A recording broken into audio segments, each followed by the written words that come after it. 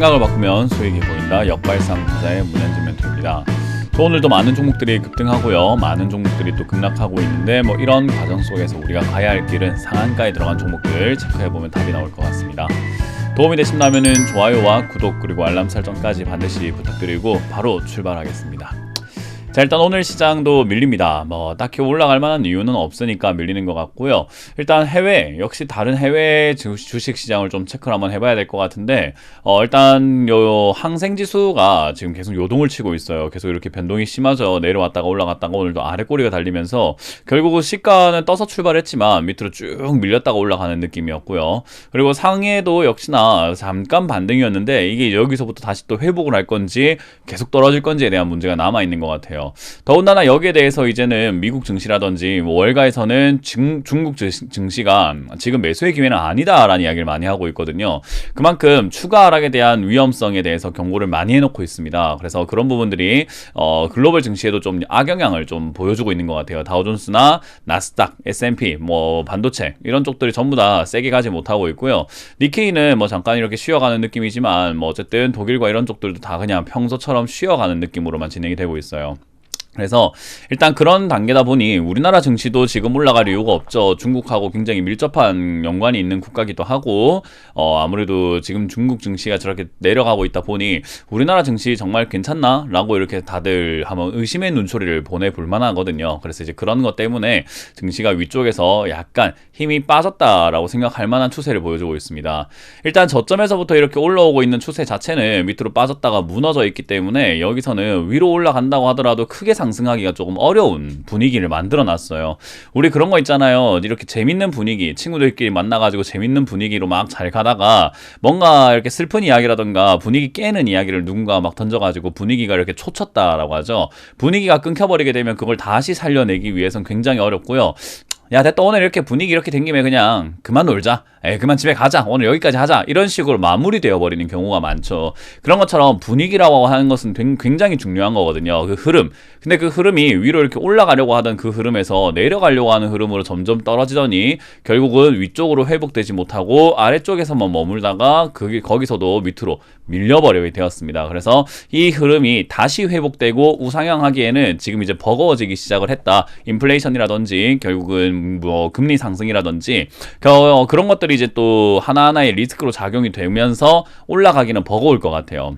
그 말은 지금 증시는 일단 조정을 한번 줘야 된다 생각이 들고요. 조정이 되었든 하락이 되었든 뭐가 되었든 간에 깊든 조금 짧든 어쨌든 내려갈 수밖에 없을 것이다 생각이 드는데 저는 이렇게 생각을 해요. 3,000포인트가 이제는 우리가 흔히 말하는 반대매매 포인트라고 생각을 해봅니다. 지금 증시 신용이 굉장히 많거든요. 근데 이 신용 잔고가 상당히 많이 늘어났다는 것은 여러분들도 이렇게 딱 보시면 알 수가 있습니다. 근데 상승 시기에서는 조금 가파르게 올라오다가 여기서는 이렇게 약간은 느긋하게 올라가고 있는 모습인데요.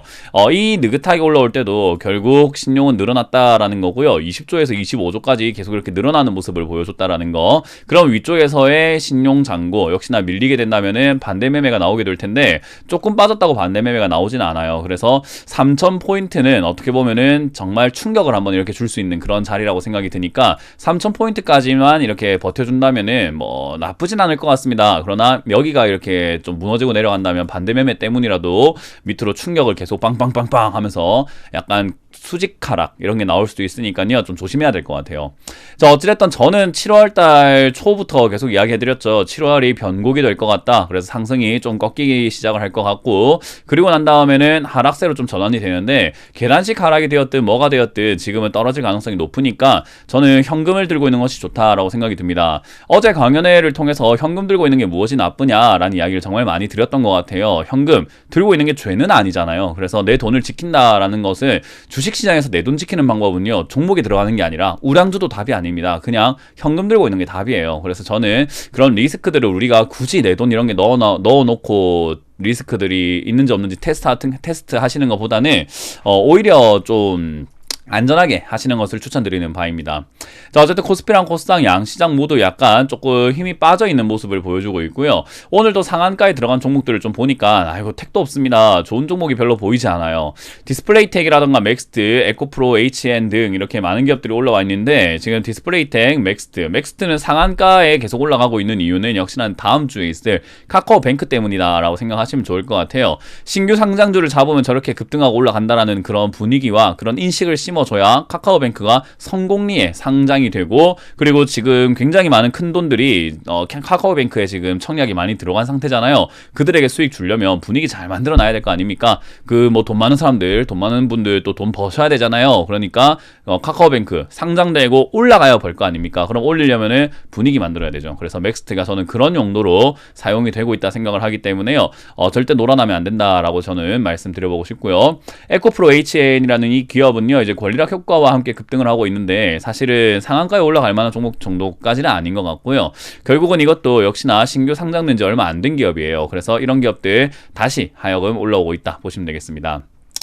10% 이상 올라오고 있는 종목은 18종목이 있는데요. 뭐 바른 종목들이 보여지지는 않고요. 전부 다 테마주로 올라오고, 남해화학 같은 경우는 제가 여러 번 설명을 해드렸어요. 비료 관련주 사면 좋다라고도 말씀드렸고, 음식료 업종도 역시나 사면 좋다 말씀드렸는데, 역시나 지금 농업 관련주라던가 종자, 비료 이런 쪽들 움직이기 시작을 했다라는 점. 그러면 우리가 남해화학만이 비료 관련주는 아닌 거잖아요. 농업 관련주 굉장히 많이 있기 때문에 관심 가져볼 만하다라고 조언을 드려보고 싶네요.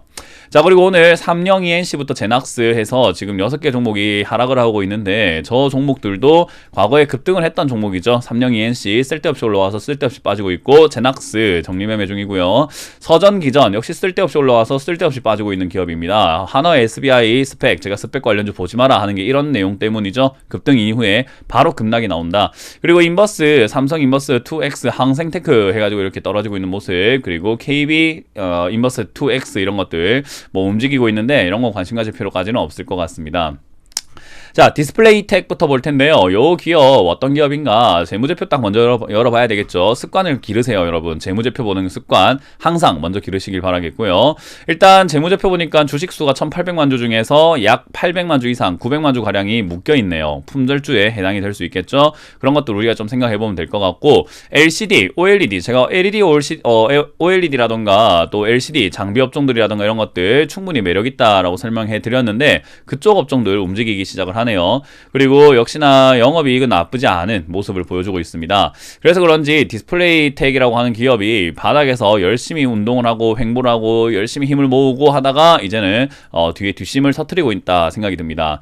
뭐 사실 LED 관련 장비 업종들은요, 뭐 이것만이 끝이 아니에요. LED는 저는 앞으로도 계속 필요하다 생각을 하는 게, 저는 힌트를 어디서 얻었습니까? 라고 하면은 뭐 디스플레이, LG 디스플레이가 이제 사업을 LED 쪽으로 완전히 전향을 해서 완전히 거기에 충실히 다 한번 해보겠다라는 이야기를 했었고, 거기다가 자동차 생각을 한번 해보세요. 자동차에 요즘에 디스플레이 전쟁이거든요. 그래서 그런 것들 생각한다면 LED 산업이 계속 유망할 수밖에 없겠구나. 그리고 스마트폰이라든지 태블릿 PC 이런 것들도 전부 다 LED를 얼마나 더 선명하게 할 것인가, 검은 것은 더 검게, 하얀 것은 더 하얗게 표현하기 위해서 LED를 정말 열심히 쓰고 있다 생각이 듭니다.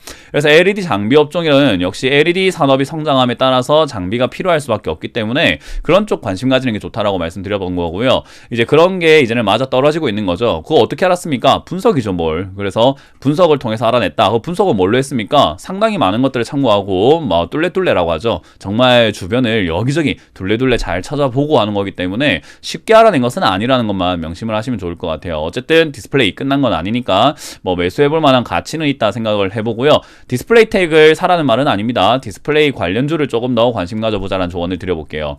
맥스트, 제가 아까 말씀드렸던 거 신규 상장 테마 분위기 만들어야 되니까 올라왔다. 그리고 에코프로, HN 역시나 상장된 지 얼마 안 된 기업들이 올라가줘야 상장된 기업들이 나쁜 건 아니구나, 비싼 게 아니구나라는 인식을 받을 거예요. 왜냐하면 공모가를 비싸게 잡아놨던데 상장되자마자 밀리게 되면, 야, 공모가 선정 그 잘못된 거 아니야? 너무 비싸게 상장하니까 맨날 상장하자마자 물려버리잖아. 에이, 너희 공모가 이상하게 잡는 것 같아 라는 질타를 받을 수 있겠죠. 그런 거 안 받게끔 해야 되지 않을까요? 그러면은 지금 이제 대여라고 하는 카카오뱅크 잉크 그리고 그 다음 주엔 크래프톤이 또 상장 준비가 되어 있기 때문에 공모가가 적정하다라는 것을 인식을 만들기 위해서는 이런 것들 급등을 시켜놓는 것이 훨씬 더 유리할 것 같다 생각이 듭니다. 그래서 이제 그런 관련주들 좀 올라오고 있는 것 같네요.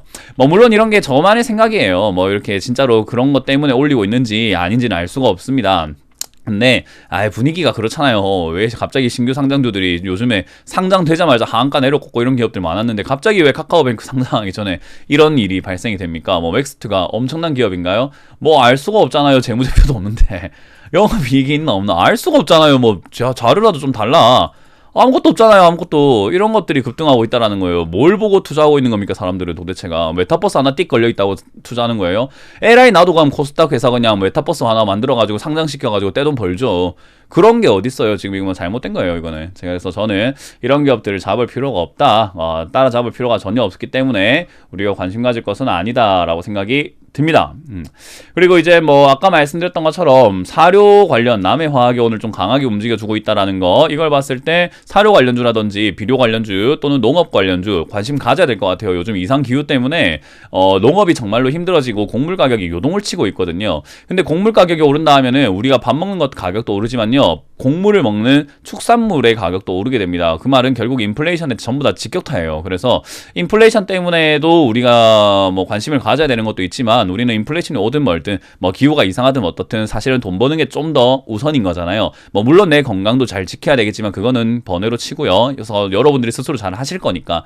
근데 돈을 벌려면은 결국 그런 거에 하나하나에 관심을 가져야 됩니다. 그래서 남해화 올라갈 수밖에 없는 기업이니까 가져가세요 라고 제가 4월달부터 3월달 4월달부터 계속 이야기해드렸던 기업이었던 것 같아요. 그래서 이것도 그런 의미를 가지고 있다. 뭐 이거 말고도 사실 많은 기업들이 있으니까 저는 종목을 딱히 언급하지는 않도록 하겠습니다. 여러분들이 농업, 비료 이런 관련주 찾아보시면 좋을 것 같고요. 그게 아니라고 한다면 역시나 음식료 파트 업종들 그런 것도 잡고 있다라고 한다면은 그냥 꾸준히 들고 가시면 좋을 것 같아요. 제가 말씀드렸던 농심 이런 거 역시나 시세 좋잖아요. 그죠? 농심이 떨어질 때는 정말 많은 분들이 저를 욕했어요. 농심 같은 거 추천한다고. 근데 올라가잖아요. 뭐 농심. 라면 안 드시는 분 있습니까? 뭐 요즘에 볶음 라면도 나온다고 하는데 뭐 좋을 게 뻔하죠.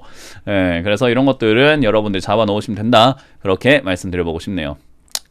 자, 어쨌든 지수가 밀리든 올라가든 좋은 종목 들고 있으면 괜찮습니다. 항상 많은 전문가들이 입을 모아서 이야기를 하죠. 좋은 종목만 들고 있으면 지수랑 상관없다. 그게 뭐 전문가들의 공통된 의견이라고 한다면 아무래도 성향이 다르더라도 그게 핵심이고 기본이지 않을까 싶네요. 그 기본만 잘 지키시면은 지금 증시 어려울 거 없다라는 조언을 드려보겠습니다. 지금까지 역발상 투자의 문현진 멘토였습니다. 고맙습니다.